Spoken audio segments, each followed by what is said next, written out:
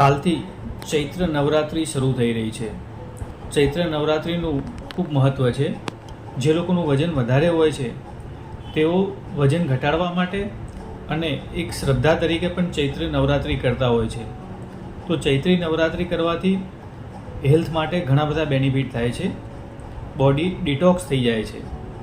પરંતુ ચૈત્રી નવરાત્રિ પૂરી કર્યા પછી તેનો સંસર્જન ક્રમ ખૂબ જરૂરી છે.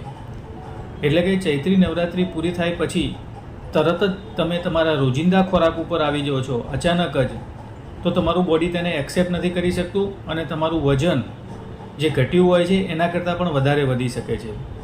માટે ચૈત્રી નવરાત્રિ પૂરું કર્યા પછી પહેલાં 4 દિવસ ખાલી એક જ ટાઈમ અનાજ લો અને બાકીના 2 ટાઈમમાં ફ્રૂટ અથવા કોઈ પણ બનાવેલી સબ્જી લો અથવા મોરૈયો લો. 4 દિવસ પછી 2 ટાઈમ અનાજ લો અને 1 ટાઈમ ફ્રૂટ અથવા મોરૈયો લો. અને 8 દિવસ પછી રેગ્યુલર 3 ટાઈમ તમે અનાજ લો.